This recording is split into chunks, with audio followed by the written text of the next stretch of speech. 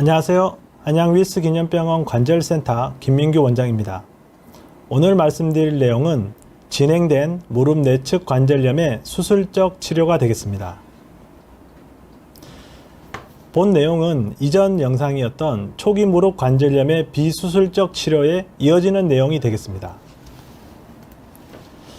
무릎 슬관절의 수술적 치료의 목적과 시기는 통증의 감소, 그리고 질병의 진행 속도의 완화, 그리고 관절 기능의 회복이 되겠습니다. 무릎의 퇴행성 관절염은 나이가 들면서 많이 사용하여 발생하는 질환이기 때문에 근본적으로 그 진행을 되돌릴 수는 없습니다. 그래서 비약물적 치료나 약물적 치료를 시행해서 통증을 조절하고 기능을 개선하게 되는데, 관절염이 진행함에 따라서 이러한 효과가 없게 되면 수술적 치료를 고려할 수 있겠습니다. 환자분들이 많이 궁금해 하시는 내용이 수술을 받으면 이제 무릎이 완전히 정상으로 되는가인 것입니다. 안타깝지만 그렇지는 않습니다. 정상적인 젊은 사람의 관절로는 돌아갈 수는 없고, 목적이 아프지 않게 걷고 가벼운 운동이 가능한 정도의 회복이 되겠습니다. 또 많이 궁금해 하시는 내용이 수술을 여러 번 할 수 있는 것입니다. 할 수 있는가인 것인데, 대표적인 관절염 치료인 절골술이나 관절 치환술을 하고도 통증이 없이 잘 유지가 된다면 추가적인 수술은 필요 없겠습니다. 보통 절골술이나 부분 치환술 같은 경우에는 10년에서 15년까지 사용할 수 있는 걸로 되어 있고, 인공관절 전 치환술인 경우에는 30년까지 사용할 수 있는 것으로 되어 있습니다. 전 치환술을 30년이라고 말씀을 드렸는데, 이것이 되게 중요한 숫자가 되겠습니다. 왜 그러냐 하면, 인공관절 전 치환술을 하게 될 때 이제 금속 치환물을 무릎에 넣게 되는데, 그냥 넣으면 고정이 안 되기 때문에 무릎에 있는 뼈에다가 박아서 고정을 하게 됩니다. 그 박아서 고정을 하기 위해서는 이제 시멘트를 쓰기도 하고 해서 고정을 하게 되는데, 전 치환술을 하고 어떠한 이유에 의해서 재치환술을 하게 될 경우 고정을 할 수 있는 뼈에 손실이 많이 일어나기 때문에 일반적인 인공관절 치환물을 넣을 수가 없고, 그림에서 보여드리는 것처럼 특별한 모양을 가진 치환물을 넣게 됩니다. 이 경우 일반적인 기능을 회복하기는 어렵기 때문에 전 치환술을 시행하고 재치환술을 시행하지 않는 것이 굉장히 중요한 것이 되겠습니다. 수술의 치료의 종류에 대해서 말씀을 드리면, 크게 관절을 보존하는 수술과 관절을 보존하지 않고 치환하는 인공관절 수술로 나눌 수가 있겠습니다. 관절을 보존하는 수술은 관절경 수술과 절골술이 있겠고, 치환하는 수술은 전체를 치환하는 전치환술과 부분을 치환하는 부분치환술이 있겠습니다. 오늘 주로 말씀드릴 내용은 절골술과 치환술이 되겠습니다. 이러한 수술을 결정할 때 이제 고려해야 될 것들이 있는데, 크게 나이와 관절의 정렬, 그리고 관절염의 정도 및 범위가 되겠습니다. 나이라는 것은 좀 전에 말씀드렸던 것처럼 인공관절의 수명이 있기 때문에 나이를 생각을 해야 됩니다. 예를 들어 설명을 드리면, 일반적인 인공관절 전 치환술의 시기는 60대 중후반이라고 보면 되겠습니다. 60대 중후반이 되는 이유는 현재 100세 시대이기 때문에 거꾸로 100세 시대에서 30년을 빼게 됩니다. 인공관절의 수명인. 그래서 60대 중후반 혹은 70대 초반에 인공관절 수술을 하는 것을 보통 권해드리게 됩니다.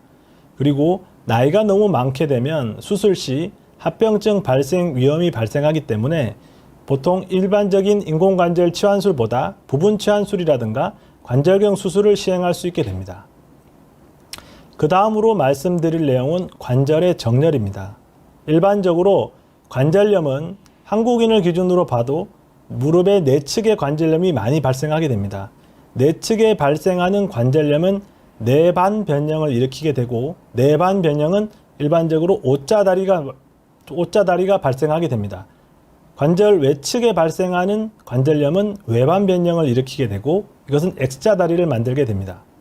좀 더 자세히 설명을 드릴 텐데, 우리 무릎은 체중이 부하가 되는 관절이 되겠습니다. 그래서 무릎의 통증은 앉아있거나 누워있을 때보다 걷거나 계단을 오르거나 앉았다가 일어설 때 보통 많이 아픕니다. 그래서 이 관절의 정렬을 평가를 함에 있어서는 누워서 찍었을 때와 체중을 실어서 일어서 있는 상태에서 찍었을 때 엑스레이가 바뀌는 것을 보여드리는 사진이 되겠는데, 왼쪽 사진은 누워서 찍은 사진입니다. 언뜻 보면 뼈하고 뼈 사이인 관절 간격이 벌어져 있고 관절염의 정도가 심하지 않고 관절의 정렬도 괜찮은 것처럼 보일 수는 있겠지만, 같은 환자분이 서서 엑스레이를 찍게 되면 뼈하고 뼈 사이가 맞닿아 있고 오히려 위의 뼈가 아랫뼈의 모양에 의해서 변형이 되어 있는 관절염의 마지막 단계인 것을 알 수 있습니다. 또한 관절의 정렬도 내반 변형이 많이 심한 상태가 되겠습니다. 그러면 관절의 정렬이 내반인지 외반인지를 어떻게 평가를 할 것인가가 되는데, 여기에는 역학적 축이라는 개념이 있습니다. 좀 어려우실 수는 있는데 이게 무릎의 관절염에 있어서는 되게 중요한 내용이라서 말씀드리겠습니다. 역학적 축이라는 것은 우리가 섰을 때 여기에 있는 엉덩이 관절의 중심과 발목의 관절의 중심을 잇는 가상의 선을 긋게 됩니다. 이 선이 역학적 축이라고 하는데 체중이 지나가는 선이라고 보시면 됩니다. 이 역학적 축이 무릎의 중앙을 지나는 것이 가장 이상적입니다. 근데 이 무릎의 중앙을 지나지 못하고 왼쪽 그림처럼 무릎의 바깥으로 지난다면 외반 변형이 있는 X자 다리가 될 것이고, 오른쪽 그림처럼 무릎의 내측을 지난다면 내반 변형이 있는 O자 다리가 되겠습니다.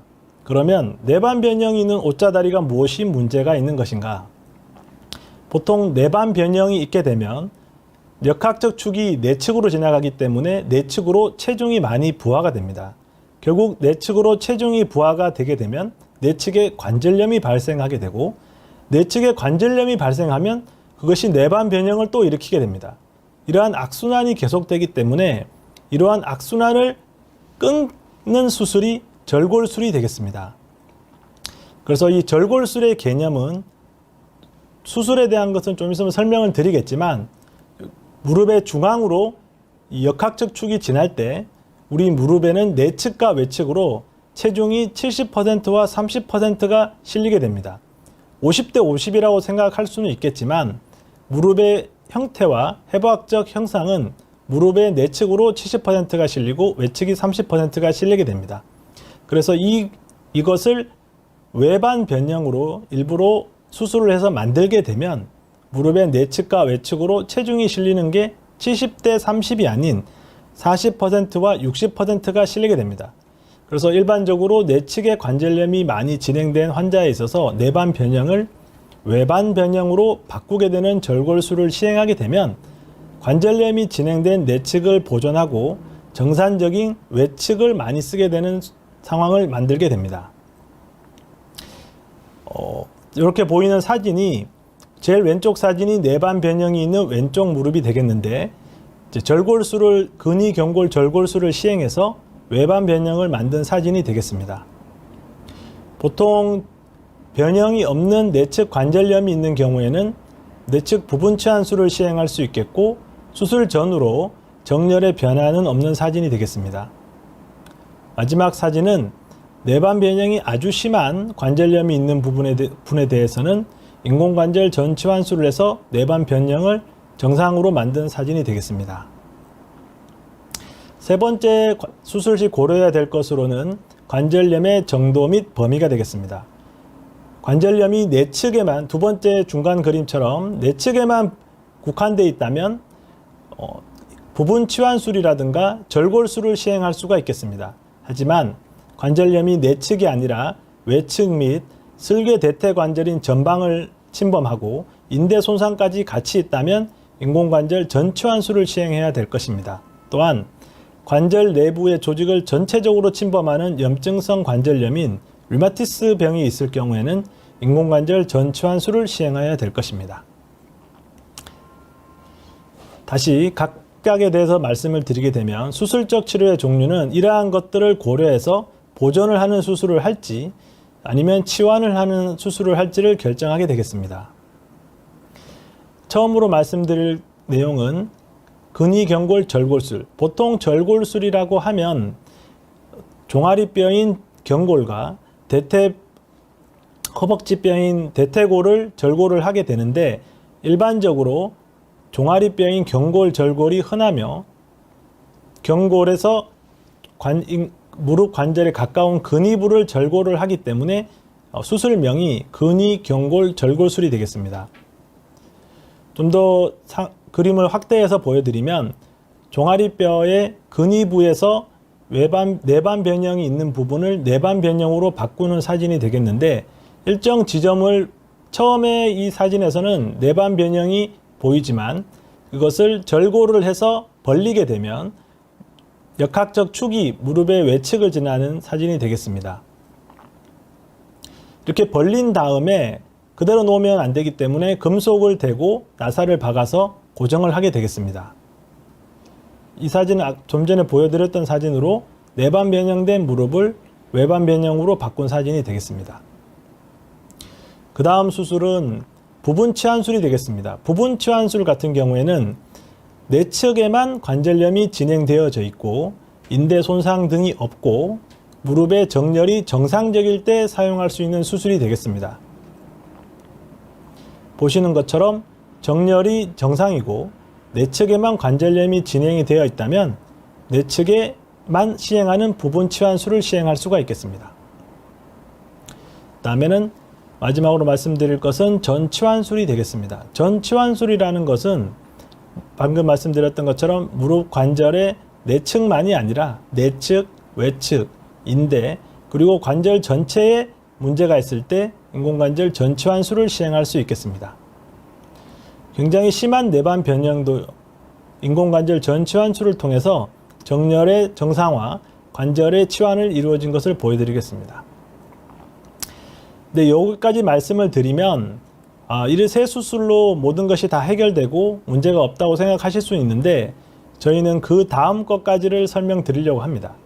그게 무엇이냐 하면 근위경골 절골술을 시행하면 앞으로 이제 무릎에 대해서는 걱정이 전혀 없느냐? 그렇지는 않습니다. 수명이 10년에서 15년이 되기도 하지만 더 일찍이 내반 변형을 외반으로 바꾸게 되면 무릎 관절의 외측으로 체중이 많이 실리게 되면서 이 경우에는 수술 2년 6개월째 외측의 관절염이 내측과 함께 많이 진행해서 결국 인공관절로 바꾼 사례가 되겠습니다. 또한 내측의 관절염이 있어서 부분 치환술을 시행을 하였는데 수술을 하고 지나서 6년이 지나서 관절염 내측의 관절염이 진행되면서 인공관절 치환물에 해리가 발생해서 인공관절 전 치환술로 치환을 하게 된 사진이 되겠습니다. 또한 무릎의 관절염에 대해서 인공관절 전 치환술을 시행하였는데 수술한 지 얼마 되지 않아서 감염이 발생하고 그로 인해서 치환물을 제거한 다음에 항생제를 섞은 시멘트를 넣어서 감염을 다 해결한 이후 인공관절 재치환술을 시행한 사진이 되겠습니다. 이런 재수술이 없어야 되지만 재수술이 발생할 수 있는 것도 언제나 염두에 둬야 될 것입니다. 마지막으로 정리를 해드리면 슬관절 내측 관절염이 진행이 되었을 때 가장 먼저 생각할 수 있는 관절염을 해결할 수 있는 수술로는 부분 치환술과 근위경골 절골술이 있겠습니다. 부분 치환술은 정렬이 이상이 없고 내측에만 관절염이 있다면 시행할 것이고 근위경골 절골술은 내반 변형이 많이 진행되어 있으면서 내측에만 관절염이 있다면 진행할 수 있겠습니다. 부분 치환술과는 다르게 근위경골 절골술 같은 경우에는 내측의 연골이나 연골판에 손상이 있기 때문에 연골을 줄기세포 등을 이용해서 재생을 한다거나 손상된 연골판을 이식하는 수술을 같이 시행할 수도 있겠습니다. 이러한 수술을 시행을 하고 특별한 문제가 없이 일상생활을 하고 여생을 보내시면 가장 좋겠지만 경우에 따라서는 수술이 아니고 관절염이 진행되면서 인공관절 전 치환술을 시행해야 되는 상황이 올 수도 있겠습니다. 진행된 내측 관절염에서 전치환수를 처음부터 시행할 수도 있고 이것이 끝까지 30년을 쓰면서 일생에 한 번의 전치환수를 시행할 수도 있겠지만 여러 문제에 의해서 감염이라든가 치환물의 해리라든가 이런 것들로 인해서 재치환수를 시행할 수도 있는 상황이 올 수도 있고 재치환수를 시행하지 않는 것이 가장 중요하겠습니다. 네, 경청해 주셔서 감사합니다.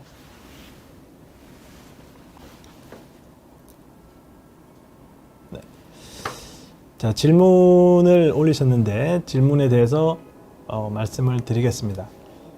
알락치킨님이 30대 중반이시고 간헐적으로 안쪽 무릎에 극심한 통증이 나타납니다. 통증이 심해서 걷는 게 힘들 때도 있고 통증이 나타났을 때 무릎을 굽히지 않는 상태에서 쉬면 좀 괜찮아지기도 하는데 이러한 증상이 반복됩니다. 퇴행성 관절염 때문일까요?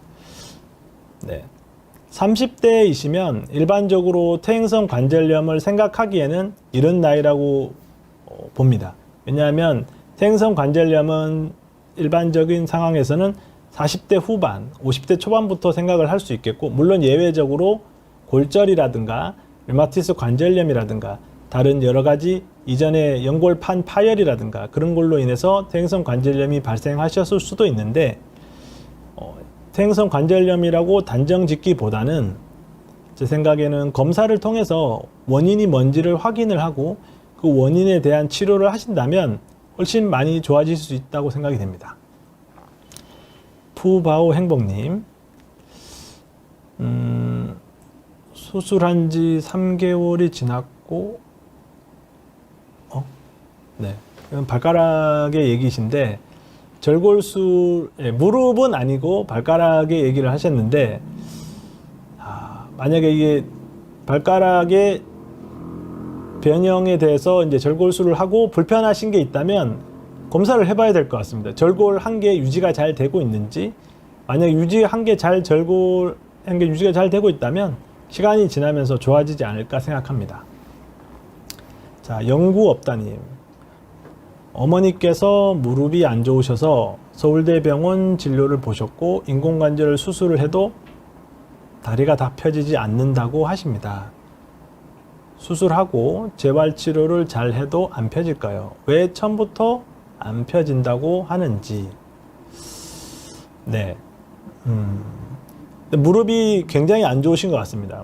무릎이 안 좋다는 게 원래 인공관절 수술을 하실 때 관절의 범위를 보는 게 되게 중요합니다. 처음 인공관절 수술을 하실 때 체중이 부하되지 않은 상태에서 이제 무릎이 다 구부러지고 다 펴지시는 분들은 수술을 하셔도 그게 다 잘 되는데 수술하기 전부터 이제 관절염이 심해서 무릎이 잘 안 구부러지고 잘 안 펴지면 수술을 하고도 잘 안 펴진다고 생각할 수 있습니다. 그래서 아마 서울대병원 교수님이 아마 그렇게 얘기하시는 것 같고, 근데 수술을 잘 하고 재활치료를 잘 하면 보통은 잘 되죠. 그래서 아마 제 생각은 안 될 수도 있다라고 얘기를 하신 게 아닌가 싶습니다. 다음에 우주학금 뚝배기 영희님. 네, 클라이밍을 자주 하고 가만히 있어도 어깨 부위가 애린다. 30대 초반이고 남성이신다. 저는 만약에 특별한 이상이 없다면 30대 초반이시고 다치신 적이 없고 이제 클라이밍을 해서 불편하다고 하시면 약물 치료와 물리 치료를 시행하면서 경과를 보시고 그럼에도 계속 불편하시다면 병원을 방문해서 진료를 보셔야 되지 않을까 싶습니다. 다음에 갈치도미님, 30대 중반 남성이시고 평소에 가부좌 자세를 많이 하시고 무릎에 정말 안 좋다고 하는데 꽤 오래 되셨고 계단에 오를 때 무릎이 빠지는 듯한 느낌이 듭니다. 가부좌 자세는 우리가 흔히 이제 양반다리라고 하는데 무릎 관절에는 좋지 않은 자세라고 볼 수가 있겠습니다. 일단 무릎을 굽혀서 꼬아버리기 때문에 무릎뼈의 연골을 보호하는 연골판이 찢어지기 쉬운 자세가 되겠거든요. 그래서 가부좌 자세를 많이 해서 불편함이 있다면 계단 오를 때 빠지는 느낌까지 있다면 제 생각은 일시적인 근육통이나 힘줄의 염증이 아니라면 연골판의 파열 같은 게 동반되면서 연골이 깨진 것까지 있을 수가 있습니다. 근데 뭐 흔하지는 않지만 만약에 그런 증상이 계속된다면 이제 보존적 치료를 먼저 시행을 해볼 수 있겠고, 보존적 치료를 시행해도 계속 불편하시다 그러면 MRI 같은 검사를 통해서 연골판이나 연골 손상에 대해서 검사를 해봐야 될 것 같습니다. 자, 허봉혜님, 십자인대가 찢어졌다고 하네요. 수술할 정도는 아니라고 하는데 어떻게 하면 좋을까요? 제 생각은 십자인대라고 하면 전방 십자인대와 후방 십자인대가 있습니다.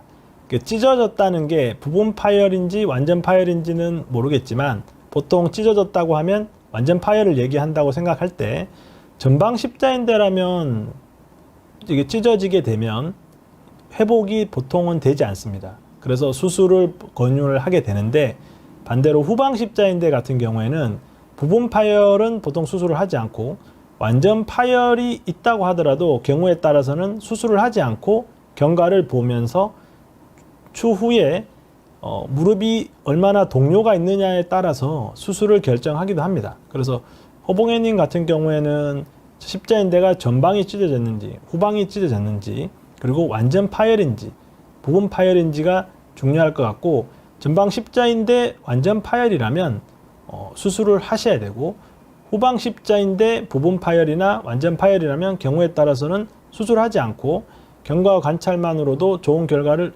얻어낼 수도 있습니다. 다음에 사오정발산 기습 곰발냄새님, 왼쪽 무릎 연골이 30% 닳아있다는 진단을 받아본 적이 있다. 지금도 쿡쿡 쑤실 때가 많습니다. 완치가 가능한지요? 운동을 매일 하게 됩니다. 축구, 탁구, 걷기. 자, 이제 이것은 이제 무릎의 퇴행성 관절염에 대한 말씀이 되는데, 연골 손상이 있을 경우에 일반적으로는 연골이 재생이 되지는 않습니다. 더 병이 계속 진행을 하게 되는 거죠. 근데 뭐 운동을 하신다고 해서 이것이 재생이 되지는 않고요. 만약에 연골 손상이 있다면 연골 재생술이라든가 절골술 등을 통해서 재생된 연골을 재생하고 그 재생된 연골이 더 이상 닳지 않게 하는 수술적 치료를 하실 수가 있겠습니다. 약물 치료나 주사 치료는 닳아있는 연골을 회복할 수는 없습니다.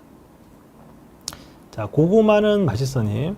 자, 30대. 자전거를 오래 타서 무릎 바깥쪽이 아플 때가 있는데 이런 경우 나중에 인공관절을 해야 될까요? 예, 안 하셔도 될 것 같습니다.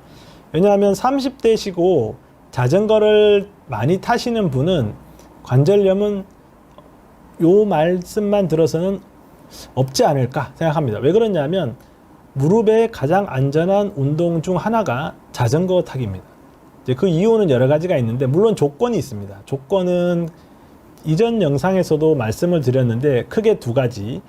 앉아서 타는 자전거여야 됩니다. 물론 자전거를 이제 안장에 앉아서 타긴 하지만 밖에서 타시는 분들 중에는 안장에 타지 않고 엉덩이를 들고 타시는 분도 있으니까요.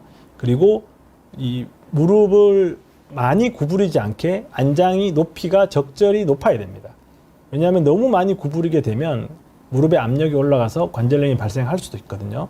그래서 30대시고 자전거를 오래 타서 바깥쪽이 아프시다면 아마도 제 생각은 장경인대염이나 같은 힘줄의 염증이실 가능성이 많은 것 같습니다. 발목 골절 전치 24주님, 무릎에 뭔가가 파열되어 예, 연골판이 찢어졌다고 생각되네요. 인공 연골판 이식 수술을 했다면 재활을 얼마나 오래 해야 하나요? 20대고 젊긴 합니다.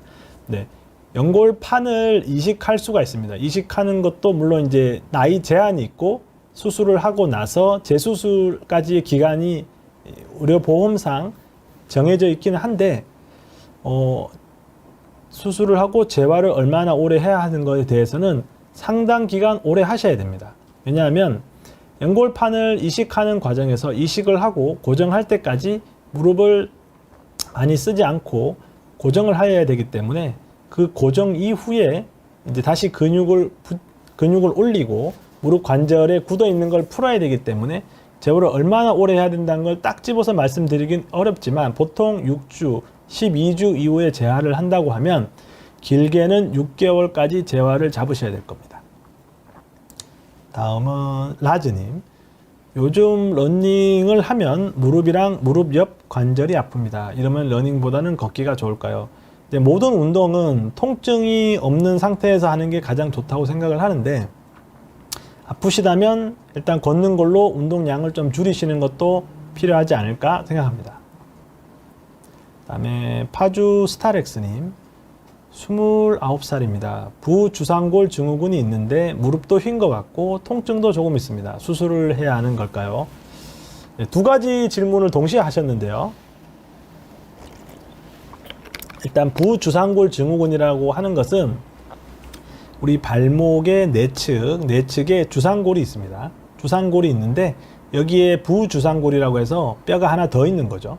실제로는 뼈가 하나 더 있는 것은 아니고 원래는 부주상골이라고 불리는 뼈가 원래 있는 주상골 뼈하고 합쳐져야 되는데 이제 성장을 하는 과정에서 합쳐지지 못한 것이라고 보시면 되는데 부주상골이 있게 되면 원래 주상골과의 이 연결 지점이 강하게 고정이 되어 있지 못하기 때문에 후경골권이라고 하는 힘줄의 염증과 같이 발생을 하게 돼서 통증을 일으키게 됩니다.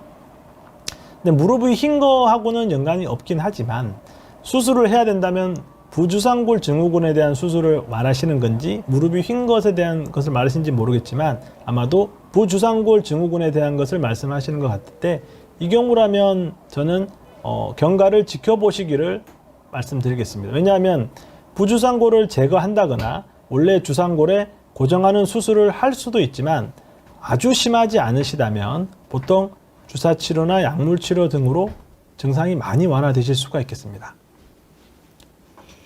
네, 우리 동네 맛집님. 성장판이 다치고도 키가 클 수 있는 비법이 있을까요? 간절합니다.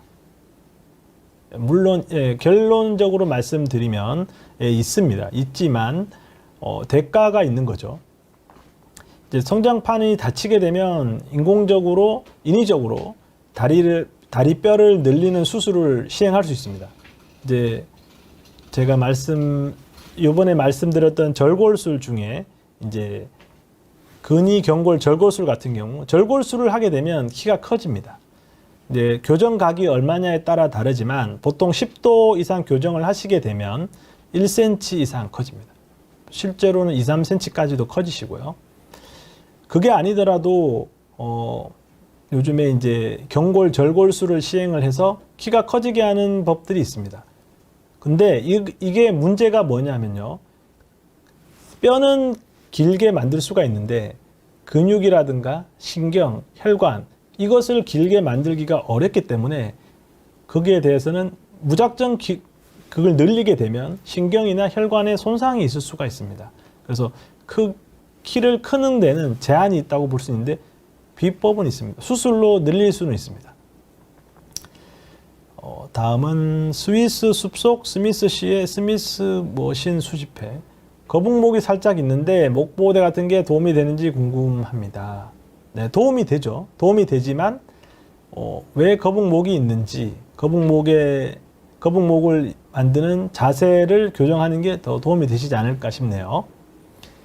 앞치면 정이 되는 앞정님. 왼쪽 어깨를 뒤로 올리면 아프고 주사 맞으면 좀 괜찮아졌다가 또 아파서 힘든데 주사 맞으면서 계속 통증을 없애는 방법밖에 없을까요?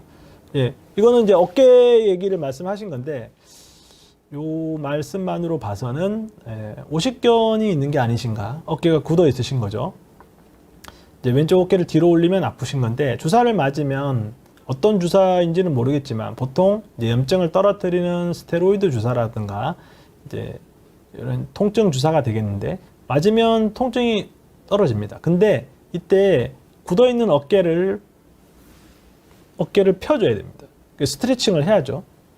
주사를 맞아서 괜찮아지시면 어깨 스트레칭을 열심히 해서 어깨 관절을 늘려야 됩니다. 그래서 그 늘리게 되면서 관절 범위가 늘어나면 통증이 줄어들게 됐죠.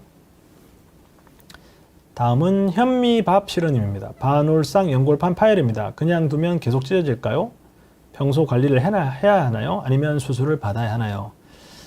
네, 반올상 연골판 파열은 수술을 해야 되느냐 말아야 되느냐는 것은 결론을 말씀드리면 증상이 없다면 수술을 하지 않으셔도 됩니다. 보통은 이제 증상이 있어서 병원을 방문하시게 되는데 증상이 없는 반올상 연골판 파열도 많습니다. 근데 파열인 줄 아신 걸 보면 증상이 아마 있어서 병원에 가셨을 거고 검사를 해서 아시게 된 것 같은데 파열의 양상이 중요합니다. 파열이 수평 파열이냐, 수직 파열이냐, 아니면 기시부 파열이냐에 따라서 다를 수 있고요.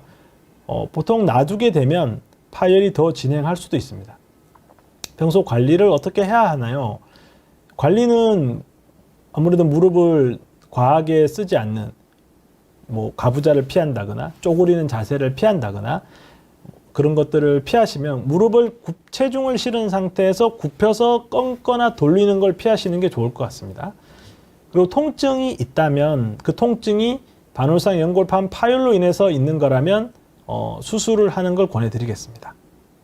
자, 백세까지님, 발목 바깥쪽과 안쪽 중 다쳤을 때 어디가 더 오래 가나요?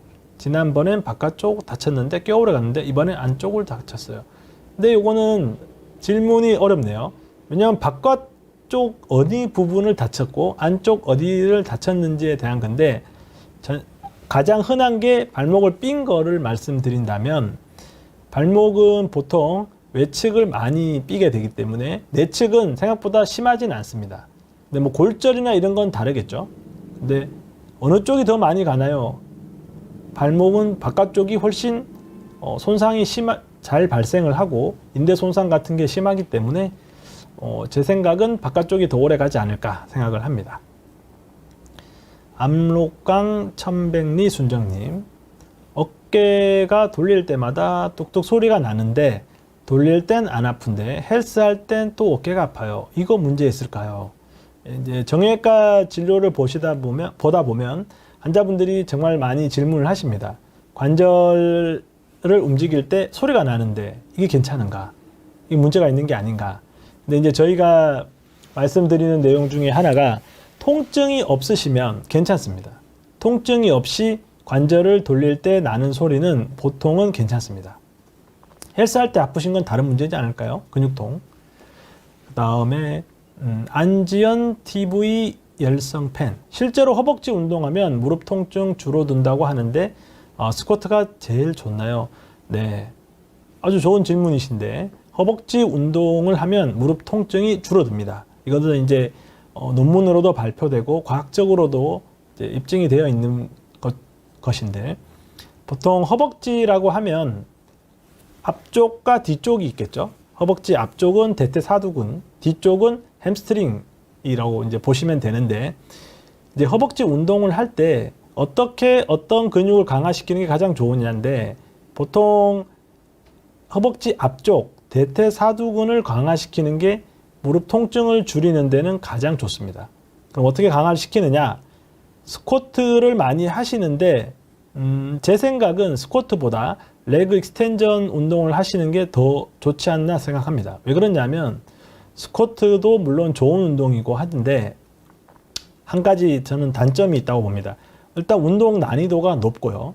스쿼트를 하면 무릎을 구부린 자세가 되는데 이 구부린 자세가 무릎에 압력을 올리게 됩니다. 무릎에 압력이 올라가면 앞무릎 통증이 발생할 수 있기 때문에 스쿼트로 인해서 통증이 발생할 수 있는 상황이 발생할 가능성이 있어서 물론 정확한 자세로 제대로 한다면 그렇지 않을 거라고 보지만 그 정확한 자세라는 게 누가 옆에서 이 PT 해주시는 분이 계속 보지 않으면 정확한 자세가 중간에 풀릴 수가 있기 때문에 오히려 무릎을 구부린 상태에서 정강이에 저항을 할 수 있는 금속을 대고 무릎을 펴는 운동을 하는 레그 익스텐전 운동을 하는 게 대퇴사두근을 강화시키면서 무릎 통증이 발생할 수 있는 앞무릎 통증이 발생할 수 있는 것을 시스템적으로 해결할 수 있는 운동을 저는 보통 권해드립니다. 잠시만 안정님, 스마트폰 중독인지 뭔지 모르겠지만 핸드폰 할 때 엄지손가락이 아파요. 치료가 가능할지요? 예, 보통 핸드폰 할 때 엄지손가락이 아프신 거는 제가 보기엔 이건 뭐 제 경험도 있는데 두 가지입니다. 하나는 정말 이렇게 많이 눌러서 생기는 힘줄의 염증이 있겠고, 또 하나는 핸드폰을 잡고 할 때 핸드폰을 이 엄지에 고정을 하는 순간 계속 고정을 하고 하다 보면 여기에 방아쇠 수지가 생깁니다. 그 두 가지 경우가 있을 수 있는데, 스마트폰을 쓰셔야 되는 상황이라면 이 엄지손가락으로 파지를 하지 않는 게 방아쇠 수지를 아무래도 발생하지 않게 할 수 있겠고, 너무 많이 쓰신다면 다른 손가락을 쓰는 게 좋지 않을까 싶습니다. 도움이 되셨으면 좋겠네요. 자, 그 다음에 HW님, 저는 30대 후반 남성입니다. 운전을 많이 하는 직업인데 무릎 통증이 발생 시 스트레칭을 해도 풀리지 않는데 진료를 보고 약물 치료를 해야 할까요? 네, 약물 치료를 만약에 운전을 많이 하면 무릎 통증이 발생을 하는데 왜 그럴까요? 이게 무릎을 운전할 때는 계속 구부리고 있기 때문에 앞무릎에 압력이 올라갑니다. 그래서 통증이 발생할 수 있는데 일반적으로는 심하지 않는데, 거기에다가 우리가 운전을 하면 오른쪽 같은 경우에는 계속 브레이크를 밟고 엑셀레이터를 밟고, 간혹 이제 수동 운전을 할 경우 왼쪽 다리로 이제 클러치를 계속 밟으니까 그러면서 계속 무릎 주변에 근육을 쓰게 됩니다. 그래서 불편하시는 경우도 있어서 원인이 뭔지를 보고 그 원인에 맞는 치료를 하셔야 되는데, 운전 자체를 너무 많이 하시면 치료가 좀 어려울 수도 있겠습니다. 왜냐하면 그걸로 인해서 생기는 통증이니까요. 다음에 저팔계 다리 틀림, 손가락 뼈 꺾는 거 많이 해서 뼈가 튀어나오는데 이거 관리 못 하나요? 네, 생긴 거는 어떻게 할 수가 없습니다. 보통 엑스레이를 찍어 보면 뼈가 막 관절염이 생겨서 뼈가 자라있기보다도 이 뼈는 정상적인데 뼈를 싸고 있는 관절막이나 이런 것들이 자극을 많이 받아서 이것이 부풀어 있다거나 두꺼워져서 뼈가 튀어나온 것처럼 보이는 경우가 훨씬 많습니다. 지금 생긴 거는 어떻게 할 수가 없고 앞으로 꺾는 거를 하지 마셔가지고 뼈가 튀어나온 것을 막는 게 중요하지 않을까요? 네, 그렇게 생각합니다. 다음은 목 뻐근할 때 돌리면 뚝뚝뚝뚝 소리가 나는데 이게 시원하거든요. 근데 건강에 좋지 않는 거라고 하던데 맞나요? 좋지 않을 것까지는 모르겠습니다. 근데 소리 나는 거는 보통 정상적인데 너무 무리하게 꺾는 거는 좋지 않겠죠? 저는 그렇게 보는데요. 그 다음 퍼런 하늘, 세라젬이나 안마의자 뭐 이런 것들이 실제 도움이 되나요? 비싸서 고민하고 있는데 매장에서 체험하고 오면 좋긴 좋더라고요.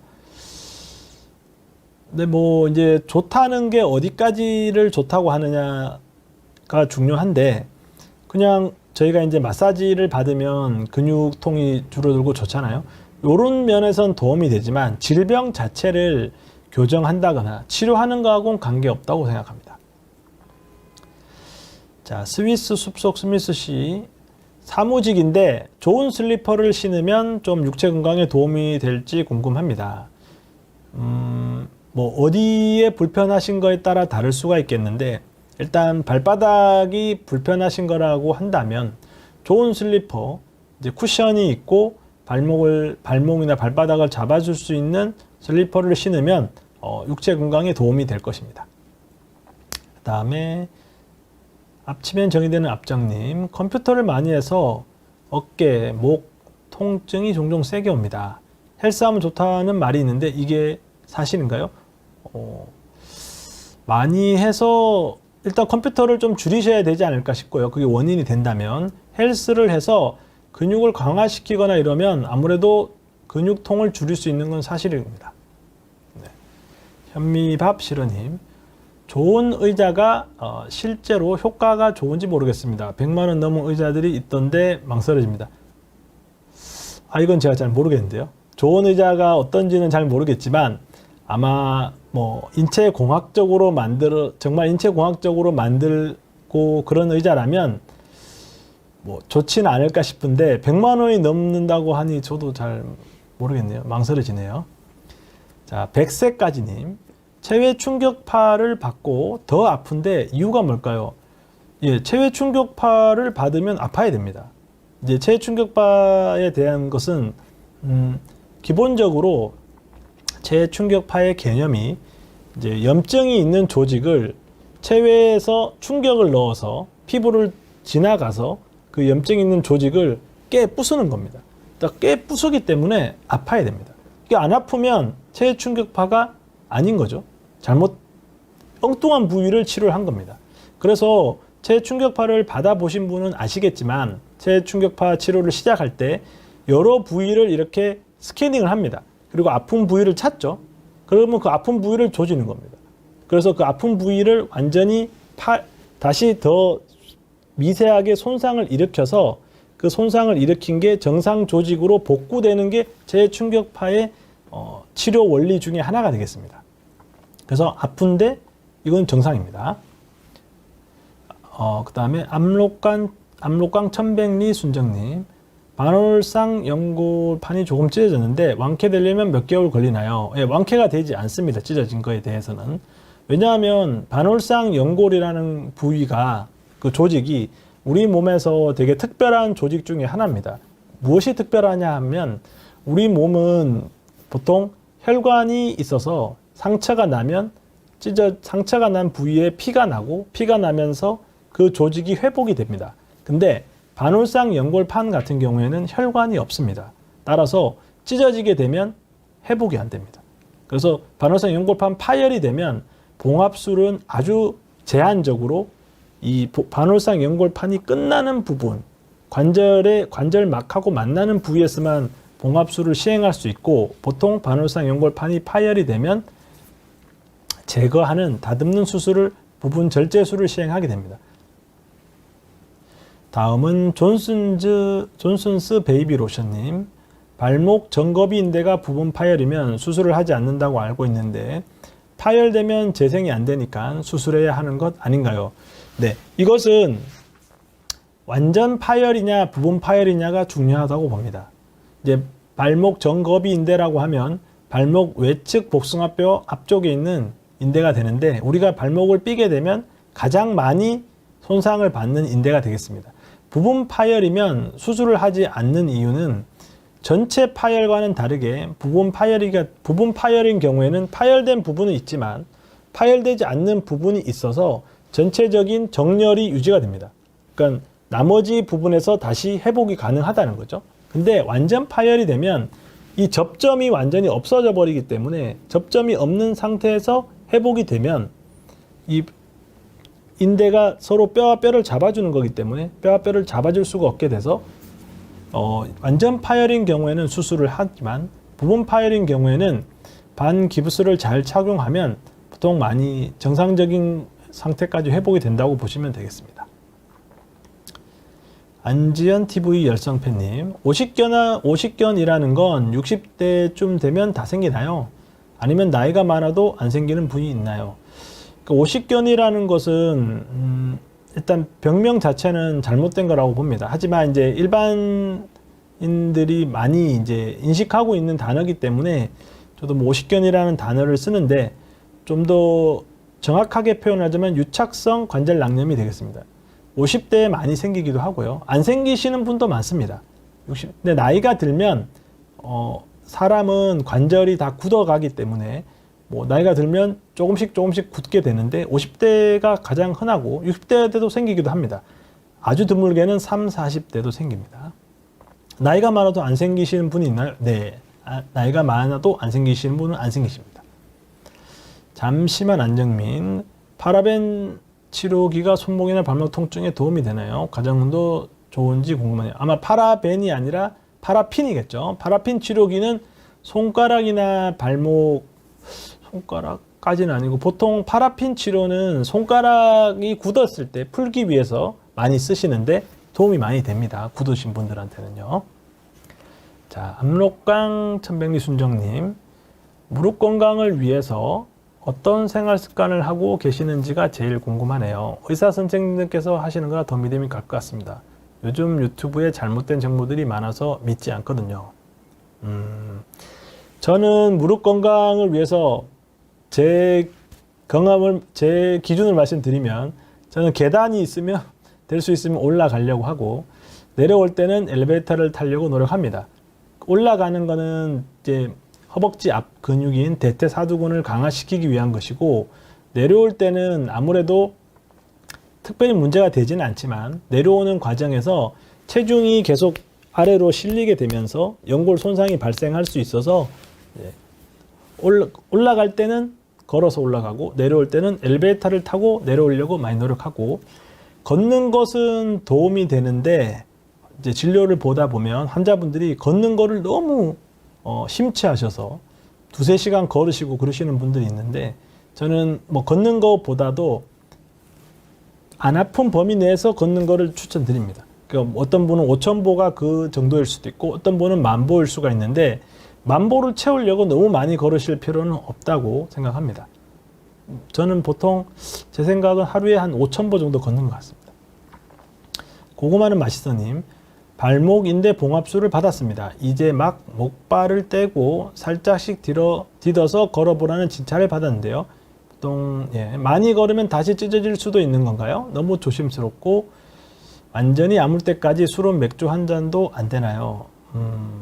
일단 수술을 하셨고 지금 이제 마음이 걱정이 많이 되실 것 같은데, 인대 봉합술을 하고 걸으실 때 보통은 이제 발목에 보호를 하기 위해서 디디시긴 하던데 반기부스를 하는 경우가 많거든요. 반기부스를 하신 상태에서 디디시는 건 전혀 문제가 안 될 거라고 봅니다. 그래서 그건 걱정하실 필요는 없고, 반기부스를 안 하고 디딘다면 경우에 따라서는 다시 접질리게 되면 인대가 파열될 수 있으니까 조심스러우시는 게 맞고 조심하셔야 될 것 같습니다. 그 다음에 술을 드시는 거는 뭐 맥주 한 잔 정도는 괜찮지 않을까요? 근데 저는 맥주 한 잔 때문에 상처가 문제가 되기보다 술을 마시다 보면 이제 주의력이 흐트러지셔서 걸으시다가 또 접질리시지 않을까, 그게 걱정이 됩니다.